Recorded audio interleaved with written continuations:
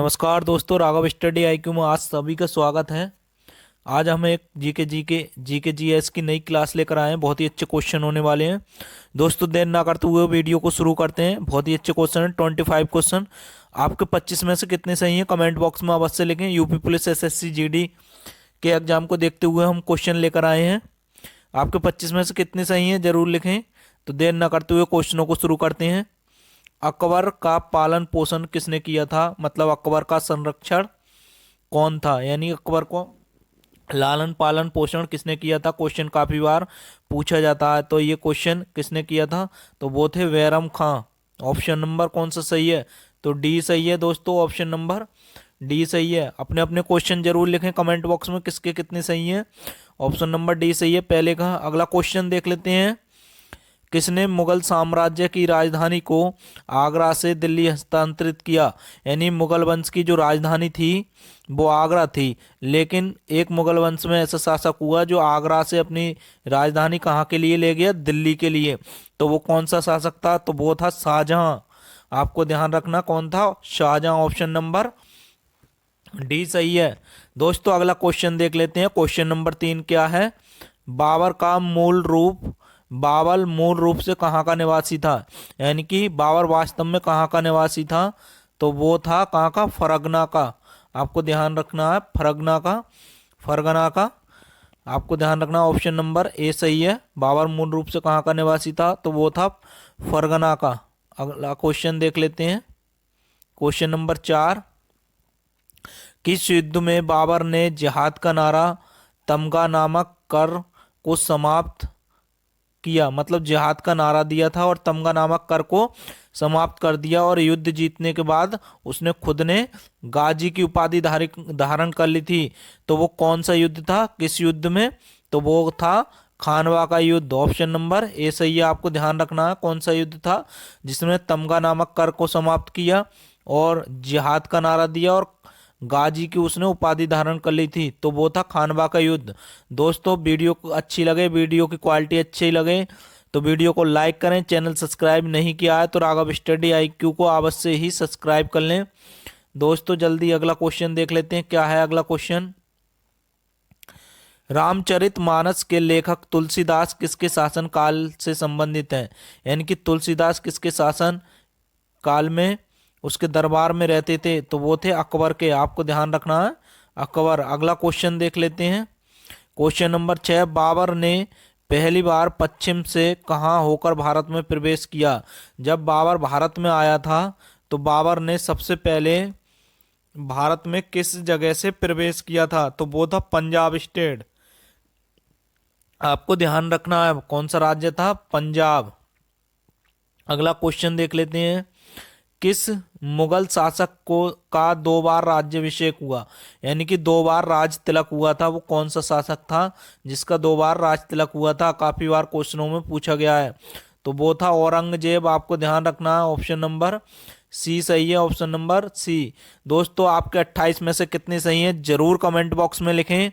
अगला क्वेश्चन देख लेते हैं। क्वेश्चन नंबर 8 क्या है। राजा बीरबल की उपाधि किसे दी गई थी, जो अकबर के दरबार में राजा बीरबल की उपाधि किसे दी गई थी, तो वो दी गई थी राजा टोडरमल को। आपको ध्यान रखना है बीरबल की उपाधि किसे दी गई थी, राजा टोडरमल को। ऑप्शन नंबर डी सही है।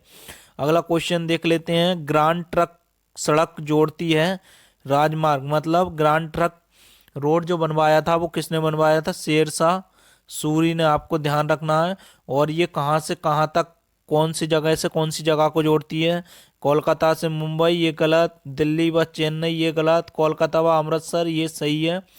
कोलकाता से अमृतसर को जोड़ती है ग्रैंड ट्रक रोड, और लुधियाना तिरुपति ये गलत है, तो ऑप्शन नंबर सी सही है। अगला क्वेश्चन देख लेते हैं। शेरशाह सूरी का मकबरा कहाँ स्थित है, तो शेरशाह सूरी का मकबरा कहाँ स्थित है, सासाराम, यानी कि सासाराम में। आपको ध्यान रखना है सासाराम में शेरशाह सूरी का मकबरा स्थित है। अगला क्वेश्चन देख लेते हैं। विजयनगर साम्राज्य की स्थापना कब हुई थी, तो 1336 ईस्वी में विजयनगर साम्राज्य की स्थापना हुई थी। दोस्तों वीडियो कैसी लग रही है कमेंट बॉक्स में जरूर कमेंट करके बताएं। अगर हमारे क्वेश्चन अच्छे लगे तो वीडियो को लाइक करें, चैनल सब्सक्राइब नहीं किया तो चैनल को अवश्य ही सब्सक्राइब कर लें। अगला क्वेश्चन देख लेते हैं, बहमनी राजाओं की राजधानी कहाँ थी? तो बहमनी के जो राजा थे उनकी राजधानी उन्होंने कहाँ के लिए चुना था? तो वो थी गुलबर्गा। आपको ध्यान रखना है, गुलबर्गा बहमनी राजाओं की राजधानी थी गुलबर्गा, आपको ध्यान रखना। अगला क्वेश्चन देख लेते हैं, विजयनगर किस नदी के तट पर अवस्थित है? काफी बार क्वेश्चन पूछा गया है, विजयनगर किस नदी के तट पर अवस्थित है? तो विजयनगर है तुंगभद्रा नदी के किनारे अवस्थित, आपको ध्यान रखना है तुंगभद्रा नदी। ऑप्शन नंबर डी सही है। अगला क्वेश्चन देख लेते हैं, क्वेश्चन नंबर 14 क्या है? विजयनगर के महान साम्राज्य के अवशेष कहाँ पाए जाते हैं? तो विजयनगर के महान साम्राज्य के अवशेष कहाँ तक पाए जाते हैं? तो हम्पी यानी कि कर्नाटक तक, आपको ध्यान रखना है। हम्पी कहाँ पर है? कर्नाटक में। अगला क्वेश्चन देख लेते हैं, गोलकुंडा कहाँ अवस्थित है? तो गोलकुंडा है हैदराबाद में, आपको ध्यान रखना है। काफी बार क्वेश्चन पूछा गया है तो गोलकुंडा कहाँ अवस्थित है? तो हैदराबाद में। ऑप्शन नंबर बी सही है। दोस्तों किसके कितने सही हैं ये जरूर आप अपना अपना टारगेट जरूर लिखें कि मेरे कितने सही हैं। अगला क्वेश्चन देख लेते हैं, चार मीनार का निर्माण किसने कराया था? काफी बार क्वेश्चन पूछा गया है, चार मीनार का निर्माण किसने कराया था? तो कुली कुतुब शाह ने, आपको ध्यान रखना है। किसने कराया था? कुली कुतुब शाह ने। अगला क्वेश्चन देख लेते हैं, क्वेश्चन नंबर 17, संविधान के किस अनुच्छेद के आधार पर वित्तीय आपात की घोषणा राष्ट्रपति करता है? किस आर्टिकल में ये उल्लेख किया गया है कि राष्ट्रपति जो है वित्तीय आपात की घोषणा कर सकता है? तो आर्टिकल 360, यानी कि वित्तीय आपात की घोषणा 360 के तहत राष्ट्रपति कर सकते हैं, अनुच्छेद 360 के तहत। अगला क्वेश्चन देख लेते हैं, संविधान के किस अनुच्छेद में यह अंकित है कि इंडिया अर्थात भारत राज्यों का संघ होगा? कौन से अनुच्छेद में यह कहा गया है कि जो भारत है, भारत जो बना हुआ है वो किन से बना हुआ है? यानी कि राज्यों से मिलकर भारत बना हुआ है, यानी कि भारत राज्यों का संघ है, यानी कि एक समूह है। तो वो किस आर्टिकल में ये उल्लेख किया गया है? तो आर्टिकल 1 में, अनुच्छेद 1 में ये बात कही गई है। अगला क्वेश्चन देख लेते हैं, भारतीय संविधान के किन अनुच्छेदों में नागरिकता संबंधी प्रावधान है? तो नागरिकता संबंधी प्रावधान आर्टिकल 5 से लेकर 11 में उल्लेख किए गए हैं। मतलब किसे क्या क्या पात्रता होनी चाहिए? भारत का नागरिक है तो ये पात्रता होनी चाहिए। अगर आप विदेशी हो और भारत की नागरिकता लेने चाहते हो तो आपके लिए ये पात्रता होनी चाहिए। तो ये सारी बातें उल्लेख कहाँ से कहाँ तक के आर्टिकल में कहा गया है? 5 से लेकर 11 तक। अगला क्वेश्चन देख लेते हैं, भारतीय संविधान के किस अनुच्छेद के अंतर्गत नागरिकों को मौलिक अधिकार प्रदान किए गए हैं?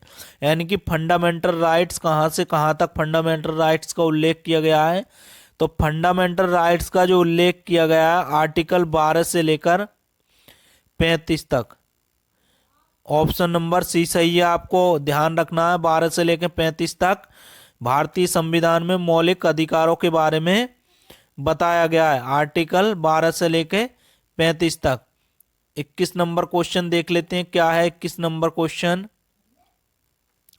भारतीय संविधान के किस अनुच्छेद द्वारा अस्पृश्यता यानी कि छुआछूत को समाप्त किया गया है?